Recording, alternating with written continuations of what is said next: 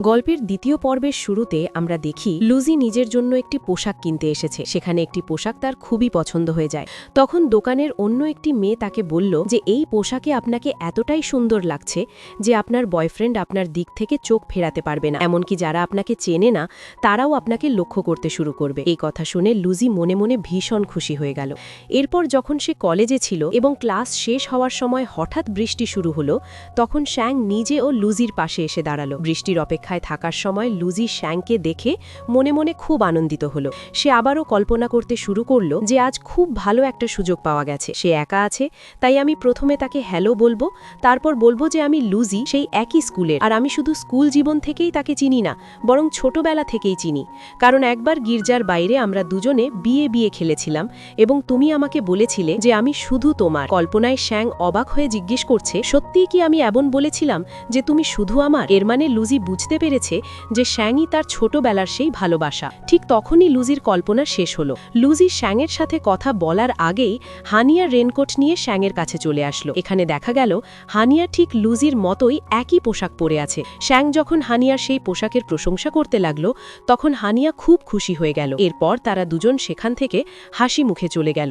অর্থাৎ শ্যাং আবারও লুজিকে লক্ষ্য করল না, বরং তাকে এড়িয়ে গেল। যদিও লুজি ঠিক একই পোশাক পরেছিল।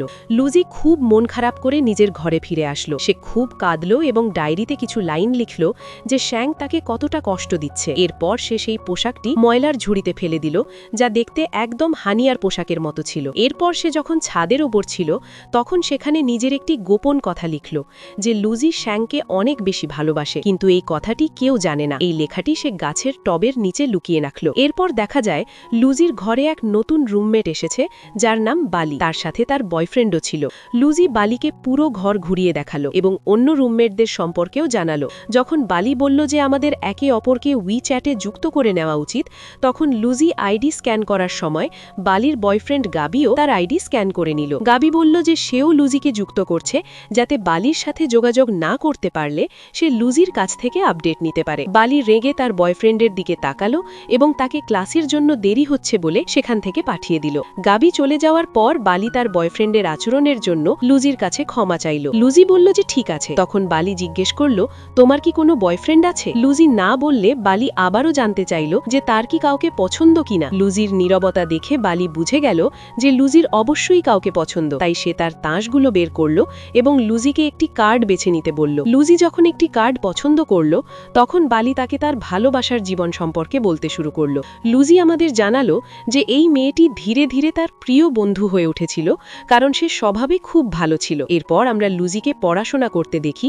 তখন সে কিছু মানুষের কথা শুনতে পেল, যারা আলোচনা করছিল যে শ্যাংয়ের ব্রেকআপ হয়ে গেছে। এই শুনে লুজি অনেক অবাক হলো এবং সংবাদটি যাচাই করে দেখল যে কথাটি সত্যি। পরবর্তী দৃশ্যে শ্যাংকে দেখা যায়, যাকে হানিয়া একটি ভয়েস মেসেজ পাঠিয়েছে যে আমাদের বিচ্ছেদ হয়ে গেলেও তুমি কিন্তু সাথে সাথে অন্য কোনো গার্লফ্রেন্ড বানাবে না। শ্যাং যখন সেখান থেকে যাওয়ার জন্য উঠল, তখন সে কারো গান গাওয়ার শব্দ শুনতে পেল। মেয়েটির কণ্ঠ খুব মিষ্টি ছিল।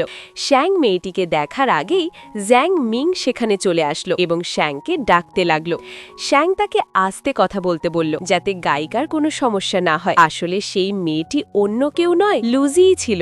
লুজি বুঝতে পারল যে সেখানে কেউ আছে, কিন্তু সে যখন দেখতে আসলো তখন তারা চলে গিয়েছিল। লুজি দেয়ালে একটি প্রশ্ন লেখা দেখল, যা সম্ভবত শ্যাং লিখেছিল, কিন্তু লুজি তার না জেনেই সেই প্রশ্নের নিচে উত্তর লিখে দিল। পরের দৃশ্যে দেখা যায় লুজি আর বালি লাইব্রেরিতে ছিল। বালি লুজিকে কিছু উপায় শিখিয়ে দিচ্ছিল, যাতে লুজি তার ভালোবাসার মানুষের নজর কাটতে পারে। বালি কয়েকবার অন্য ছেলেদের সাথে কথা বলার অভিনয় করে দেখালো, কিন্তু কেউ তার প্রতি আগ্রহ দেখালো না। সবশেষে যখন সে গাবির সাথেও একই কাজ করতে গেল, তখন গাবি তাকে জাপটে ধরল। আসলে বালি বুঝতেই পারেনি যে চতুর্থ ছেলেটি গাবি ছিল। বালি গাবিকে বোঝানোর চেষ্টা করলো যে সে শুধু লুজিকে ফ্লার্ট করা শেখাচ্ছিল। গাবি প্রথমে বিশ্বাস না করলেও লুজির কথায় সে শান্ত হলো। এরপর একদিন লুজি যখন সাইকেল পার্ক করছিল, তখন সে দেখল একটি মেয়ে শ্যাংকে জাপটে ধরে আছে এবং তাকে ছাড়ছে না। মেয়েটি বলছিল যে যেহেতু তুমি এখন সিঙ্গেল, তাই আমাকে তোমার গার্লফ্রেন্ড বানিয়ে নাও। শ্যাং তাকে বোঝানোর চেষ্টা করছিল, কিন্তু মেয়েটি কিছুতেই শুনছিল না। তখন লুজি এসে ইচ্ছে করে সেই মেয়েটিকে ধাক্কা দিল, যাতে সে শ্যাংকে ছেড়ে দেয়। শ্যাং লুজিকে চিনতে পারল এবং জিজ্ঞেস করল, তুমি কি আমার স্কুলের সেই লুজি? লুজি মনে মনে অবাক হলো যে শ্যাংয়ের তার নাম মনে আছে।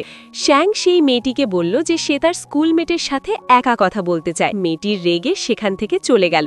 লুজি বলল যে তোমার আমাকে ধন্যবাদ দেওয়া উচিত, কারণ আমি তোমাকে সাহায্য করেছি। শ্যাং রাজি হলো এবং তাকে কফি খাওয়ানোর প্রস্তাব দিল। লুজি কিছুক্ষণ স্তব্ধ হয়ে দাঁড়িয়ে থাকল, কারণ সে বিশ্বাস করতে পারছিল না যে শ্যাং আজ নিজে থেকে তার সাথে কথা বলছে এবং তাকে কফি খেতে নিয়ে যাচ্ছে। তারা দুজনে ক্যাফেতে গেল। লুজি উত্তেজনার বশে শ্যাং সম্পর্কে অনেক কিছু বলে ফেলল। শ্যাং অবাক হয়ে বলল যে তুমি আমাকে এত ভালো করে চেনো, অথচ আগে কখনো আমরা কথা বলিনি। লুজি তখন চুপ হয়ে গেল, কারণ সে তো জানতো সে কতবার চেষ্টা করেছে কথা বলার, কিন্তু শ্যাং সবসময় তাকে এড়িয়ে যেত। লুজি বুঝতে পারল সে হয়তো একটু বেশিই বলে ফেলছে, তাই সে সেখান থেকে যাওয়ার জন্য উঠল। শ্যাং তার পেছনে আসলো এবং লুজির উইচ্যাট আইডি চাইল। এটি লুজির জন্য অনেক বড় একটি ব্যাপার ছিল। লুজি প্রথমে তার ফোন দিতে গিয়েও থেমে গেল এবং শ্যাংয়ের ফোনেই নিজের আইডি সার্চ করে দিল। সে তার ফোন দেখায়নি, কারণ তার ফোনের ওয়ালপেপারে একটি কবিতার দুটি লাইন লেখা ছিল, যাতে শ্যাং এবং লুজির নাম মিশেছিল। গল্পের শেষে আমরা বালিকে কাঁদতে দেখি, কারণ গাবির সাথে তার ঝগড়া হয়েছে।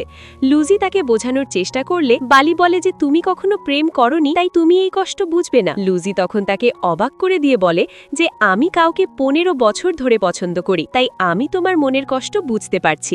15 বছরের কথা শুনে বালির তো চোখ কপালে উঠল। সে নিজের দুঃখ ভুলে লুজির প্রেম কাহিনী শুনতে বসে গেল। সেই রাতে শ্যাং তার বন্ধু জ্যাংমিংকে লুজির কথা বলছিল। সে বলল যে সে অবাক হচ্ছে কিভাবে সে স্কুলে লুজিকে লক্ষ্য করেনি। লুজির সাথে কথা বলে তার মনে হচ্ছিল যেন সে তাকে আগে থেকেই চেনে। লুজির কথা তাকে তার ছোটবেলার সেই মেয়েটির কথা মনে করিয়ে দিচ্ছিল, যে তাকে ছোটবেলায় গুন্ডাদের হাত থেকে বাঁচাতো। শ্যাং বুঝতে পারল যে লুজির প্রতি তার আগ্রহ দিন দিন বাড়ছে। এইভাবেই গল্পের দ্বিতীয় অংশটি শেষ হয়ে যায়।